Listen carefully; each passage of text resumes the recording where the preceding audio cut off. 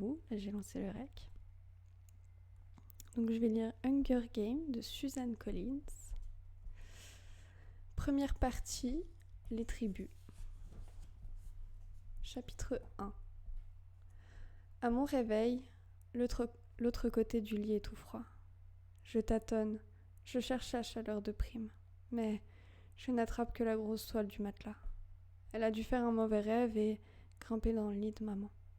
Normal, c'est le jour de la moisson. Je me redresse sur un coude. Il y a suffisamment de lumière dans la chambre à coucher pour que je les voie. Ma petite sœur Prime, pelotonnée contre ma mère, leurs joues collées l'une à l'autre.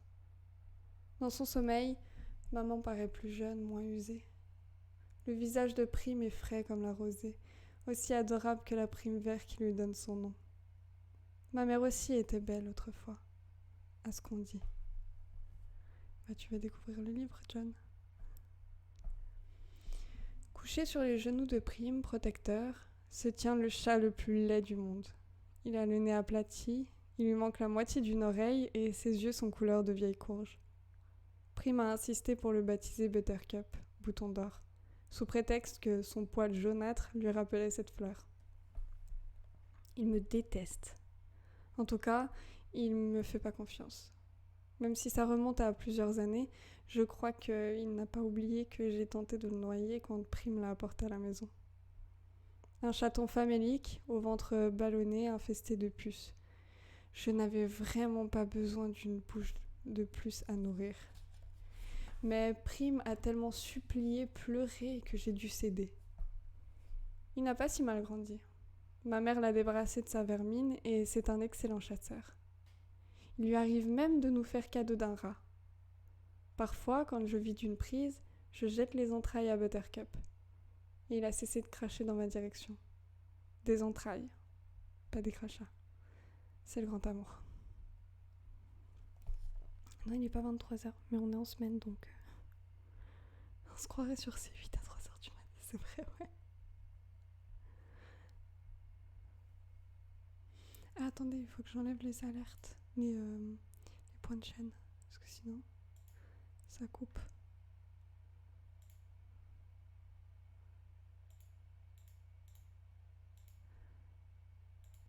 Voilà. Voilà, j'ai enlevé. Je balance mes jambes hors de mon lit et me glisse dans mes bottes de chasse. Le cuir souple épouse la forme de mes pieds. J'enfile un pantalon, une chemise, je fourre ma longue natte brune dans une casquette et j'attrape ma gibecière. Sur la table, sous un bol en bois qui le protège des rats affamés et des chats, m'attend un très joli petit fromage de chèvre, enveloppé dans des feuilles de basilic. C'est mon cadeau de la part de Prime pour le jour de la moisson. Je le range dans ma poche en me glissant dehors. À 7h de la matinée, notre quartier du district 12, surnommé la Veine, grouille généralement de mineurs en chemin pour le travail. Des hommes et des femmes aux épaules voûtées, aux phalanges gonflées, dont la plupart ont renoncé depuis bien longtemps à gratter la poussière de charbon incrustée sous leurs ongles ou dans les sillons de leur visage. Mais aujourd'hui, les rues cendreuses sont désertes. Les maisons grises ont les volets clos. La moisson ne commence pas à 22h. Autant dormir jusque-là pour ceux qui le peuvent. Notre maison se trouve à la limite de la Veine. Je n'ai que quelques porches à passer pour atteindre le terrain vague qu'on appelle le pré. Un haut grillage surmonté de barbelés le sépare de la forêt. Il encercle entièrement le district 12. En théorie, il est électrifié 24h/24 pour éloigner les prédateurs, les meutes de chiens sauvages, les pumas solitaires et les ours, qui menaçaient nos rues autrefois.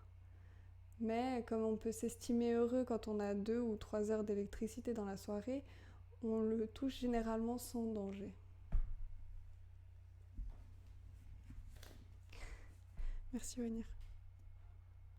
T'as même pas payé ton sub, comment tu vas me payer un setup? Malgré ça, je prends toujours le temps de m'assurer de l'absence de bourdonnement révélateur. Pour l'instant, le grillage est plus silencieux qu'une pierre.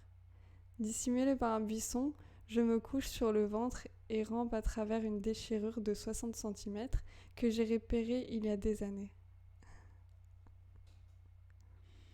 Il existe d'autres entailles dans le grillage, mais celle-ci est la plus proche de chez nous et c'est presque toujours par là que je me faufile dans les bois. Une fois sous les arbres, je récupère mon arc et mon carquois dans un tronc creux. Électrifié ou non, le grillage tient les carnassiers à distance du district 12. Dans la forêt, en revanche, ils abondent. Et leurs menaces s'ajoutent à celles des serpents venimeux, des animaux enragés, ainsi qu'à l'absence de sentiers. Mais on y trouve aussi de la nourriture, si on sait où chercher. Mon père savait, et il me l'a appris avant d'être pulvérisé par un coup de grisou. Il ne restait plus rien à enterrer. J'avais 11 ans à l'époque. 5 ans après, je me réveille encore en lui criant de s'enfuir.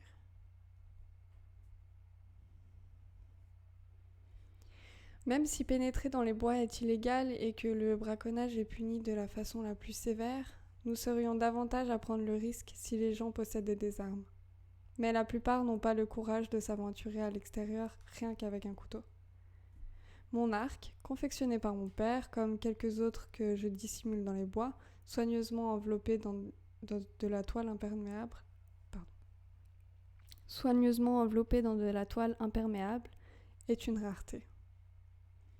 Mon père aurait pu en tirer un très bon prix, mais si les autorités l'avaient découvert, on l'aurait exécuté en public pour incitation à la rébellion. En règle générale, les pacificateurs ferment les yeux sur nos petites expéditions de chasse parce qu'ils apprécient la viande fraîche autant que les autres. En effet, ils comptent même parmi nos meilleurs clients. Cependant, ils n'auraient pas toléré qu'on puisse armer la veine. En automne, quelques courageux se hasardent dans les bois pour cueillir des pommes. Mais toujours en vue du pré. Toujours suffisamment près pour regagner au pas de course la sécurité du district 12 en cas de mauvaise rencontre. Le district 12, on y meurt de faim en toute sécurité, je grommelle.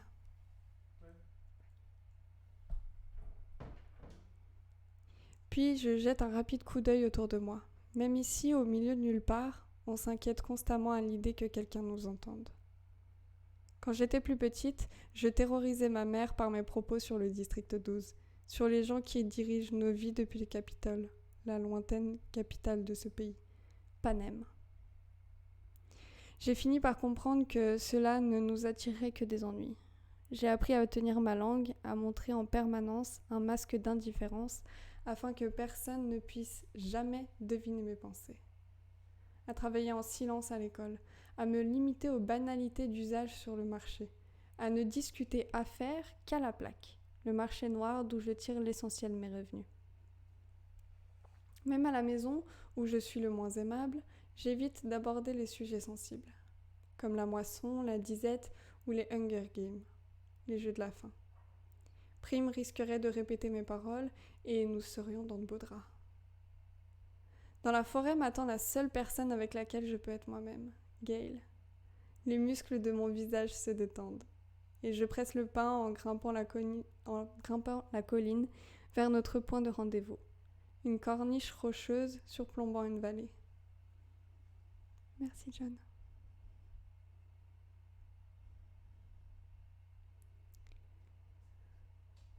D'épais buissons de murs la mettent à l'abri des yeux indiscrets. En découvrant Gale, je souris. Gale prétend que je ne souris jamais, sauf dans la forêt. « Salut Catnip », me dit-il. En réalité, je m'appelle Katniss, le nom indien du Sagittaire. Seulement, à notre première rencontre, je l'ai dit trop bas. Il a cru entendre Catnip, herbochat.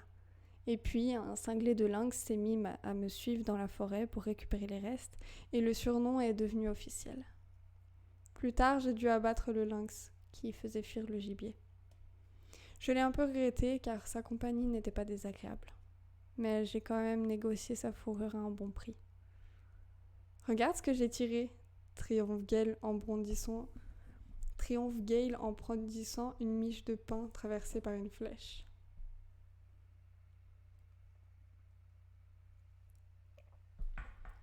Je ris. C'est du vrai pain de boulanger, pas l'un de ces pains plats, pas l'un de ces pains trop plats et trop denses que nous préparons avec nos rations de blé. Je le prends, je retire la flèche et j'approche la croûte de mon nez afin d'humer l'odeur qui s'échappe du trou. J'en ai tout de suite l'eau à la bouche. Du bon pain comme ça, c'est pour les occasions spéciales. Merci, John. Miam, encore chaud, dis-je. Il a dû se rendre à la boulangerie aux aurores. Qu'est-ce qu'il t'a coûté ? Juste un écureuil. J'ai eu l'impression que le vieux était d'humeur sentimentale ce matin, ajoute Gail. Il m'a même souhaité bonne chance. Oh, on se sent tous plus ou moins proches les uns des autres aujourd'hui, non ? Dis-je sans même me donner la peine de lever les yeux au ciel. Prime nous a laissé un fromage. Je le sors de ma poche. Le visage de Gail s'illumine quand il le découvre. « Eh, merci Prime, on va se régaler !» Il prend soudain l'accent du Capitole pour imiter Effie Trinket, l'irréductible optimiste qui vient chaque année lire à voix haute les noms pour la moisson. J'allais presque oublier. Joyeux Hunger Game. Il rafle quelques murs sur un buisson voisin. Et puis le sort. Il lance une mûre dans ma direction. Je la rattrape au vol et la crève entre mes dents. Son acidité sucrée m'explose sur la langue. Vous êtes favorable, dis-je avec une verve identique. Nous préférons en rire plutôt que d'avoir une frousse de tous les diables. Et puis l'accent du Capitole est si outré que la moindre phrase devient comique avec lui. Tu fais point d'exclamation YT. Si jamais.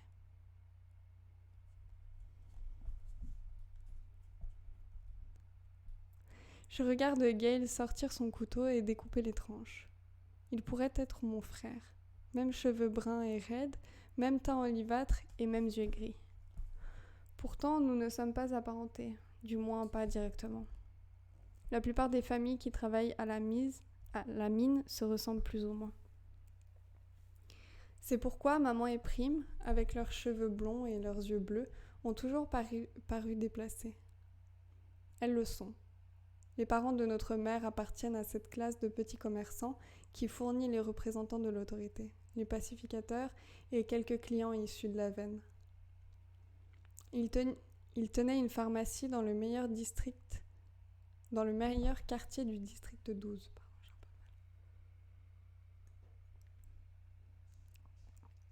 Comme personne ou presque n'a les moyens de s'offrir un médecin, ce sont les pharmaciens qui nous soignent. Mon père a connu ma mère parce que, au cours de ses chasses, il ramassait parfois des herbes médicinales qu'il venait vendre à sa boutique. Elle devait être très amoureuse pour quitter son foyer et venir s'installer dans la veine. Je m'efforce de m'en souvenir quand je vois la femme qu'elle est devenue, apathique et indifférente, pendant que ses filles mouraient de faim sous ses yeux. Je tente de lui pardonner, au nom de mon père. Mais en toute franchise, le pardon n'est pas une chose qui me vient facilement.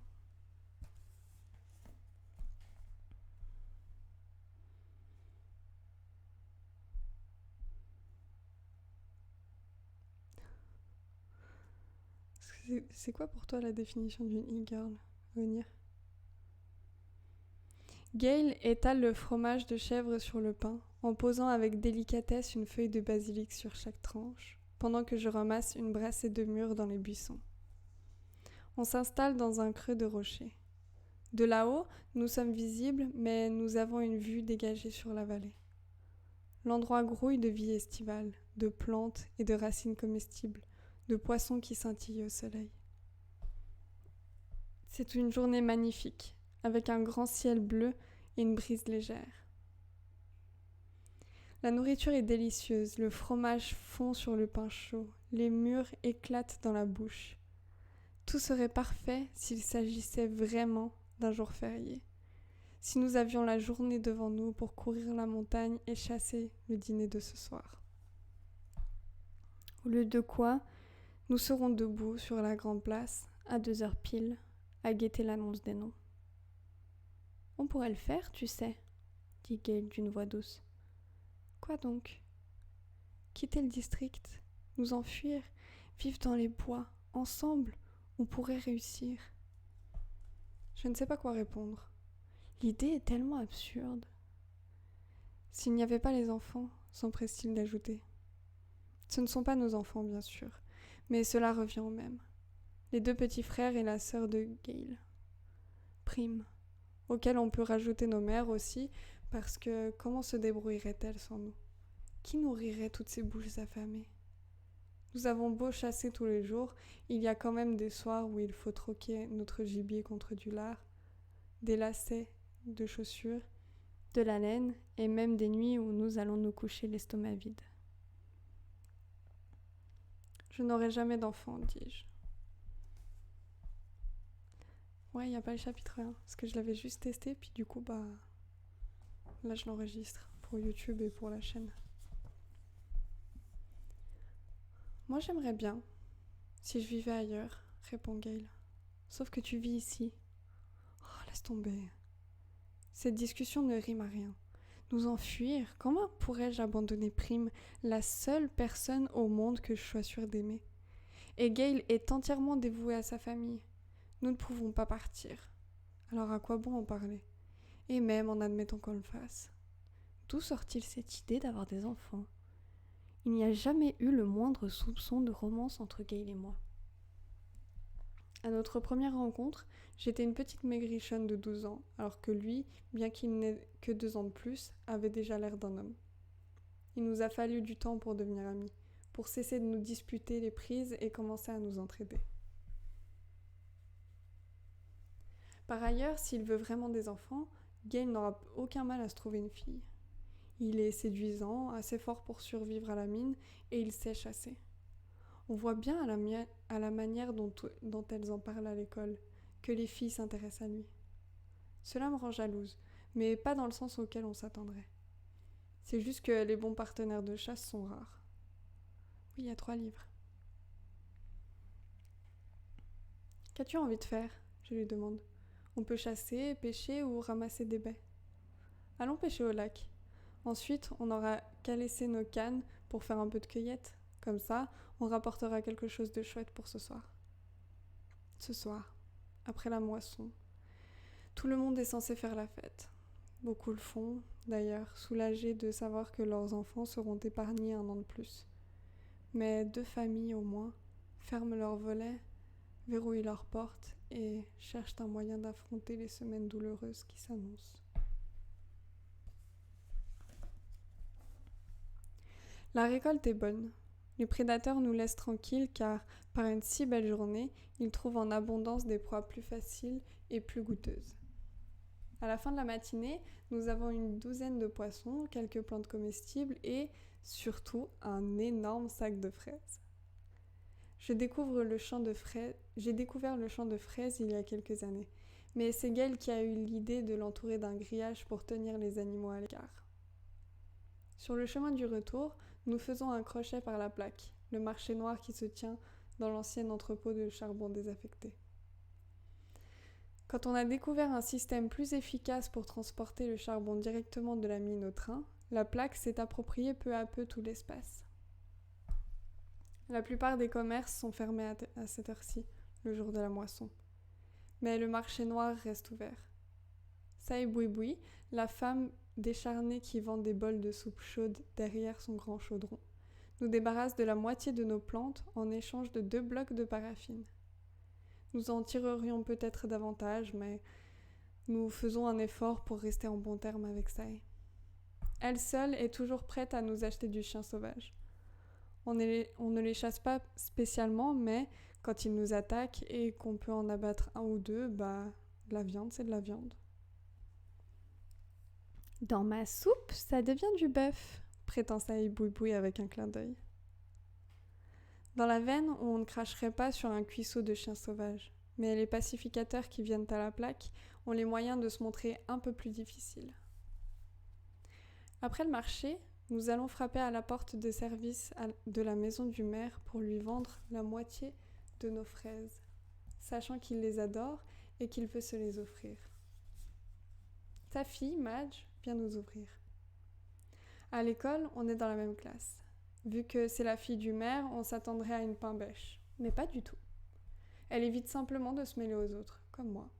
Du coup, aucune de nous deux n'a vraiment d'amis et nous nous retrouvons souvent ensemble à l'école. À l'heure du déjeuner, lors des assemblées ou encore quand il faut se trouver un binôme en cours de sport. Nous ne parlons pas beaucoup et cela nous convient à merveille. Aujourd'hui, elle a troqué son uniforme d'écolière contre une belle robe blanche et noué un ruban rose dans ses cheveux blonds, parée pour la moisson. Jolie robe, remarque Gail. Madge lui jette un regard perçant, l'air de se demander si c'est un compliment sincère ou s'il était ironique. Sa robe est jolie, mais elle ne l'aurait jamais mise sans une occasion extraordinaire. Elle pince les lèvres et sourit.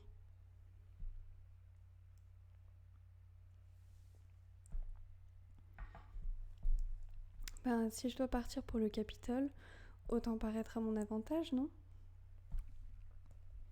C'est maintenant au tour de Gail de rester perplexe.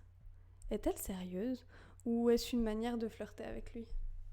Je pencherai pour la seconde solution. Tu n'iras pas au Capitole, riposte Gail d'un ton froid. Son regard se pose sur la petite broche ronde qui orne la robe de Madge, en or massif, un bijou magnifique, de quoi nourrir une famille pendant des mois. Tu as combien d'inscriptions ? 5 ? Moi j'en avais déjà 6 à 12 ans. Elle n'y est pour rien, dis-je. Non, personne n'y est pour rien. C'est comme ça, admet Gail. Le visage de Madge s'est durci. Elle pose l'argent des fraises dans ma main. Bonne chance, Katniss. À toi aussi. La porte se referme. Nous regagnons la veine en silence. Gail n'aurait pas dû s'en prendre à Madge. Mais il a raison, bien sûr. Le système de la moisson est injuste, car il pénalise les pauvres. On devient éligible à l'âge de 12 ans. Cette année-là, votre nom est inscrit une fois. À 13 ans, 2 fois, et ainsi de suite jusqu'à vos 18 ans. Dernière année d'éligibilité où votre nom est inscrit 7 fois. C'est vrai pour chaque citoyen des 12 districts du pays de Panem. Seulement, il y a un truc. Imaginons que vous soyez pauvre et que vous creviez de faim, comme nous. Vous pouvez choisir de faire inscrire votre nom plusieurs fois en échange de tesserae. Un tessera représente l'équivalent d'un an d'approvisionnement en blé et en huile pour une personne. Vous pouvez faire cela pour chacun des membres de votre famille. Si bien que, à l'âge de 12 ans, j'ai fait inscrire mon nom 4 fois. Une fois parce que j'y étais obligée, et 3 autres en échange de tesserae pour ma mère, Prime et moi. En fait, j'ai dû recommencer chaque année. Et toutes ces inscriptions s'additionnent. De sorte qu'aujourd'hui, à 16 ans, mon nom figurera 20 fois dans le tirage au sort. Gail, qui a 18 ans et fait vivre à lui tout seul une famille de 5 personnes depuis 7 ans, aura 42 chances d'être choisie. On comprend qu'une fille comme Madge, qui n'a jamais eu besoin du moindre tessera, puisse l'agacer. Le risque que son nom soit tiré au sort est bien mince comparé à ceux d'entre nous qui vivent dans la veine. Pas inexistant, mais mince. Et même si les règles sont fixées par le Capitole et non par les districts, et encore moins par la famille de Madge, il est difficile de ne pas en vouloir aux privilégiés du système. Bonsoir, Sudgis. Comment tu vas ? Gail sait que sa colère se trompe de cible.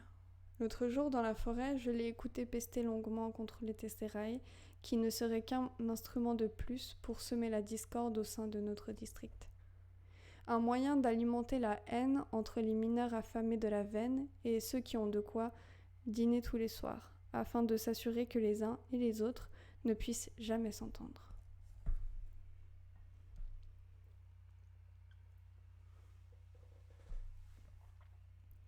Le Capitole a tout intérêt à entretenir nos divisions, dirait peut-être Gail si personne ne risquait de l'écouter. Si ce n'était pas le jour de la moisson. Si une fille avec une broche en or et sans tessera n'avait pas lâché un commentaire malheureux, dont je suis persuadée qu'il était sans malice. Tout en marchant, je glisse un coup d'œil vers Gail, lequel continue à fulminer sous son air impassible.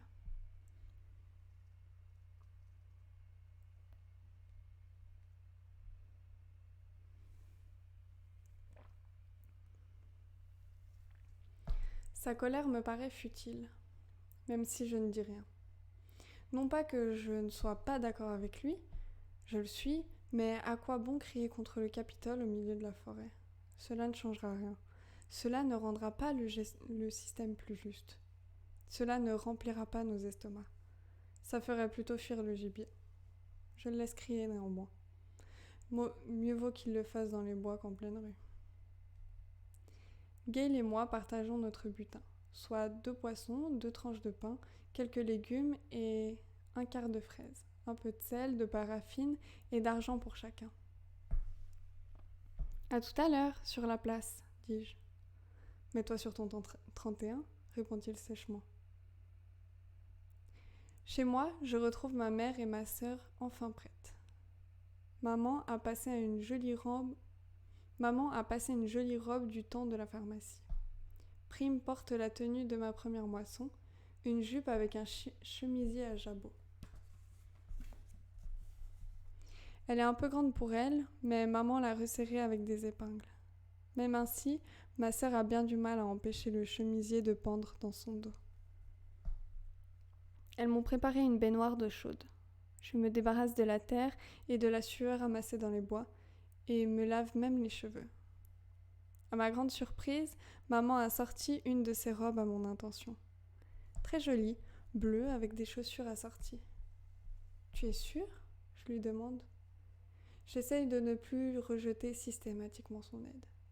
À une époque, j'étais si en colère que je ne voulais rien accepter d'elle. Cette fois, il s'agit de quelque chose de spécial. Ses habits d'autrefois sont précieux pour elle. « Oui, on va aussi s'occuper de tes cheveux, » dit-elle. Je la laisse me sécher les cheveux et me les remonter en tresse sur ma tête. Je me reconnais à peine dans le miroir fendu appuyé contre le mur. « Tu es drôlement belle !» souffle Prime, intimidée. « Méconnaissable, » dis-je. Je la serre dans mes bras parce que je sais que les prochaines heures seront terribles pour elle. Sa première moisson. Elle ne risque pratiquement rien. Son nom n'a été inscrit qu'une seule fois. Je n'ai pas voulu qu'elle prenne le moindre tessera. En revanche, elle s'inquiète pour moi. Elle redoute l'impensable. Merci, Venir. C'est que t'as enregistré, hein? Je protège Prime autant que je le peux, mais je suis impuissante face à la moisson. L'angoisse que je ressens à chaque fois que ma sœur tombe malade me noue la gorge, menace de s'afficher sur mon visage. Je remarque le dos de son chemisier, encore une fois sorti de sa jupe, et je m'astreins au calme. « Rentre ta queue, petit canard !» lui dis-je en glissant le chemisier à l'intérieur de la jupe. Prime glousse. « Coin, coin !» fait-elle. « Coin toi-même !» je réponds avec un rire léger. Elle s'appelle Katniss Everdeen. Le genre de rire que Prime est la seule à savoir m'arracher. « Allez, passons à table !» dis-je en lui plantant un baiser sur le crâne. Le poisson et les légumes sont déjà en train de mijoter en ragoût, mais ce sera pour ce soir. Nous décidons de garder les fraises et le pain de la boulangerie pour le dîner, afin de marquer l'occasion. En attendant, nous déjeunons du lait de la chèvre de Prime, Lady, et du pain dur obtenu avec le blé des tesserailles. Personne n'a beaucoup d'appétit de toute façon. Ça te dit un truc ce passage? Parce que c'est le tout début, c'est le chapitre 1. J'enregistre le chapitre 1 vu que je l'ai pas sur ma chaîne.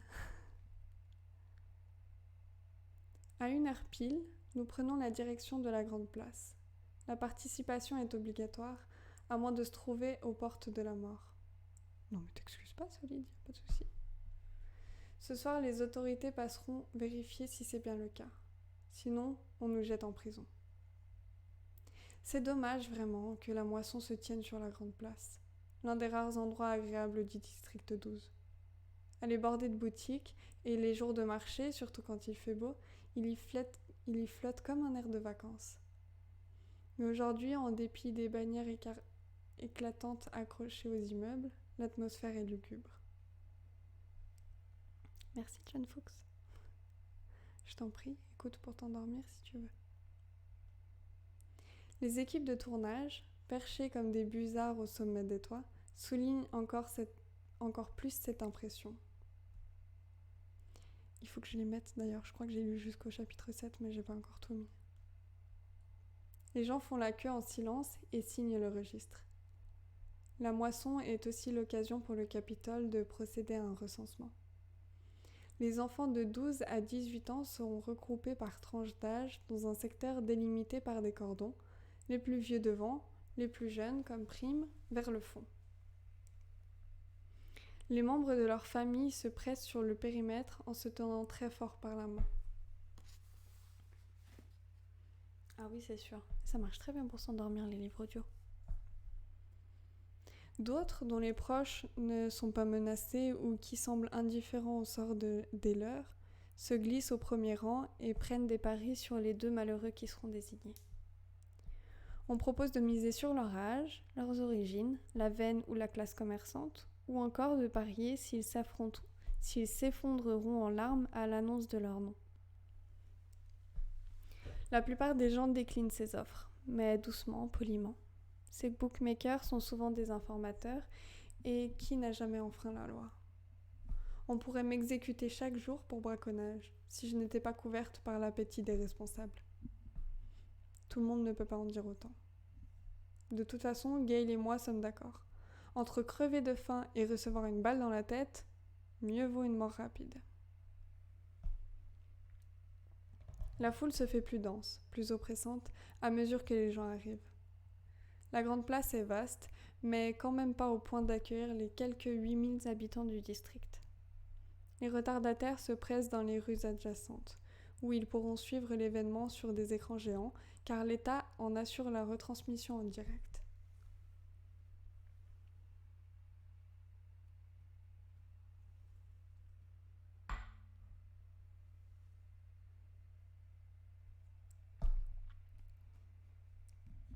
Je me retrouve au milieu d'un groupe de jeunes gens de la veine de 16 ans. Nous échangeons des hochements de tête anxieux avant de tourner notre regard vers l'estrade érigée devant l'hôtel de justice. Elle soutient 3 fauteuils, un podium, ainsi que 2 grandes boules de verre, l'une pour les garçons et l'autre pour les filles. Je fixe les papiers pliés dans la boule des filles. Sur 20 d'entre eux se trouve inscrit le nom de Katniss Everdeen, d'une écriture soignée. 2 des fauteuils sont occupés par le père de Madge, le maire Undersea, grand, le crâne dégarni, et par Effie Trinket, l'hôtesse du district 12, fraîchement débarquée du Capitole avec son sourire d'une blancheur effrayante. Ses cheveux roses et son tailleur vert pomme. Ils échangent des messes basses en lorgnant le siège vide d'un air soucieux. Quand l'horloge de la ville sonne 2 heures, le maire s'avance sur le podium et entame son discours. C'est le même chaque année. Il rappelle l'histoire de Panem, le pays qui s'est relevé de ses cendres et de ce qu'on appelait autrefois l'Amérique du Nord. Il énumère les catastrophes naturelles, sécheresses, ouragans, incendies, la montée des océans qui a englouti une si grande partie des terres, la guerre impitoyable pour les maigres ressources restantes.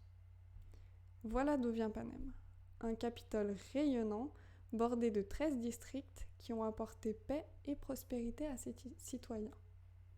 Puis sont venus les jours obscurs, le soulèvement des districts contre le Capitole.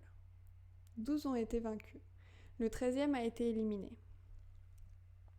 Le traité de la trahison nous a accordé de nouvelles lois pour garantir la paix et pour rappeler chaque année que les jours obscurs ne devraient pas se reproduire. Pardon, je refais la phrase. Et pour rappeler chaque année que les jours obscurs ne devaient pas se reproduire, il nous a donné les Hunger Games. La règle des Hunger Games sont simples.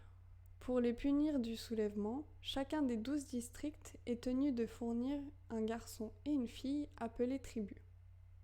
Les 24 tribus sont lâchées dans une immense arène naturelle pouvant contenir n'importe quel décor, du désert suffocant à la toundra glaciale. Ils s'affrontent alors jusqu'à la mort durant plusieurs semaines. Le dernier survivant est déclaré vainqueur.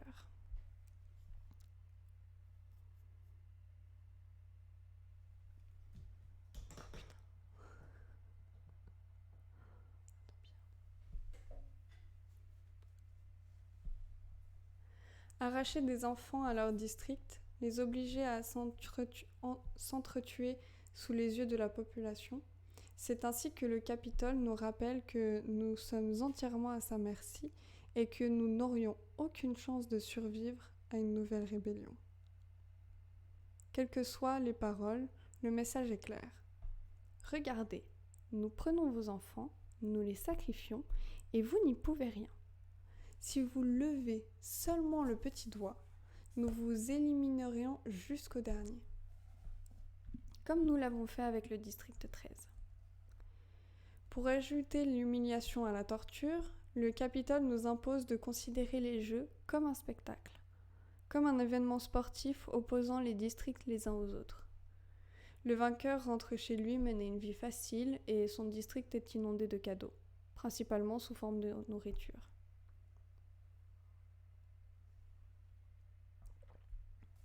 Chaque année, le Capitole nous montre les généreuses allocations de blé et d'huile, parfois même de sucre, attribuées au district vainqueur, tandis que les autres continuent à lutter contre la famine. C'est à la fois le temps du repentir et le temps de la gratitude, entonne le maire. Puis il énonce la liste des vainqueurs du district 12. En 74 ans, il n'y en a eu que 2. Un seul est toujours en vie, Mitch Abernathy, un quadragénaire ventripotent qui apparaît à l'instant en grommelant des propos inintelligibles. On le voit grimper en titubant sur l'estrade et s'écrouler dans un 3e fauteuil. Il a bu, beaucoup. La foule l'accueille. Pardon, j'ai la bouche sèche, j'ai du mal à parler.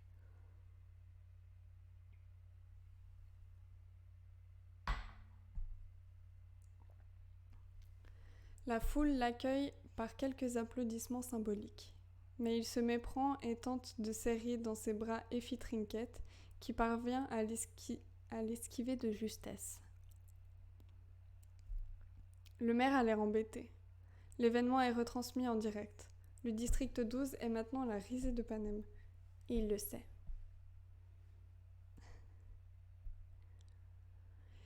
Il s'efforce de ramener rapidement l'attention générale sur la moisson en présentant Effie Trinket. Plus gaie et pimpante que jamais, Effie Trinket s'avance à petits pas jusqu'au podium et lance son traditionnel « Joyeux Hunger Game et puisse le sort vous être favorable !» Ses cheveux roses sont sûrement une perruque, car ses boucles sont légèrement de travers depuis qu'Mitch a essayé de la prendre dans ses bras. Elle s'étend un peu sur la fierté qu'elle éprouve à se trouver là, même si tout le monde sait bien qu'elle n'espère qu'une chose, être promue dans un meilleur district, avec des vainqueurs dignes de ce nom, et non pas des ivrognes qui vous embrassent devant la nation entière. À travers la foule, je repère Gale, qui me fait un mince sourire. Au moins, cette moisson-ci a quelque chose de drôle. Mais soudain, je pense à Gale et aux 42 papiers pliés qui portent son nom dans la grande boule de verre. Et je me dis que le sort ne lui est pas favorable. Beaucoup moins qu'à la plupart des garçons. Pourquoi je chuchote pas ? Parce que quand, je sais pas, les gens quand ils chuchotent, ça fait des bruits de bouche, ça me dérange. Mais les prochains, je peux chuchoter si vous voulez. C'est Hunger Game. Je le lis après si tu veux, idéo. Je finis le chapitre. Et peut-être pense-t-il la même chose à mon sujet, car son visage s'assombrit et il tourne la tête. Il y a quand même plusieurs milliers de petits papiers. Voudrais-je pouvoir lui glisser à l'oreille ? C'est le moment de procéder au tirage. Effie Trinket annonce, comme elle le fait toujours, « Les dames d'abord !» Et elle s'avance vers la grosse boule qui contient les noms des filles. Elle s'enfonce Elle enfonce profondément le bras dans la masse de papier et en tire un sans regarder. La foule retient son souffle. On pourrait entendre une mouche voler. Et je me sens mal. Je prie désespérément pour que ce ne soit pas moi. Pas moi, pas moi. Effie Trinket retourne vers le podium, déplie le papier et lit le nom à voix haute. Ce n'est pas le mien. C'est celui de Primrose Everdeen.